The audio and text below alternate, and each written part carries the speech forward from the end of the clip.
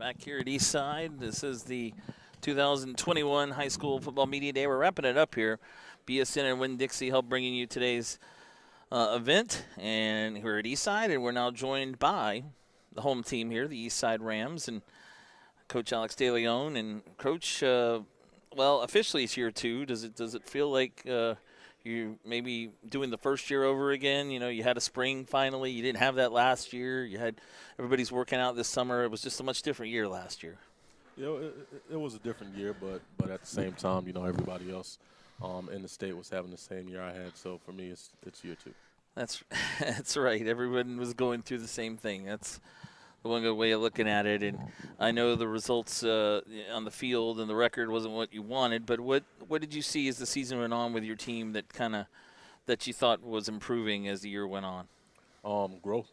I saw a lot of growth. I mean, last year we had you know, a lot of young guys step in and we're putting positions that you know, normally in any normal circumstance they wouldn't have to. And you know, what comes with growing pains is growth. So there was a lot of growth that happened, and you know, I'm excited about the group of kids that we have coming back. Yeah, you got a good amount of guys coming back. I know Macon has graduated, and who was your top running back last year. But you got guys like Andre Bradford coming back at receiver. So as you look at this team, how many guys do you have coming back, and what do you see offensively? You think this team will be much better this year? Yes, I expect the team to be you know, better in all facets of the game, special teams, offensively and defensively. You know, I'm real excited about Andre Bradford. He's going to be doing a lot for us this year, you know, offensively, defensively, special teams as well. And, you know, I challenged him last year, and I challenged him during the break and during the spring, and I felt like that he, you know, he's responded to it very well. You know, we do have Tyler coming back. Tyler did a lot for us last year, offensive line, defensive line, even played Mike linebacker for us. So, you know, he's back, and, you know, we're excited to have him. He's a good vocal leader on our team. You know, he will be manning the offensive and defensive line, so we're excited about him. And obviously our quarterback, Holden, you know, he did a good job, you know, managing the team and you know, just being thrown into a different offensive system that was something that, you know, was a little bit different than what he's done in the past. And I think he responded to it well. And, you know, we just saw a lot of improvement and a lot of excitement into the spring.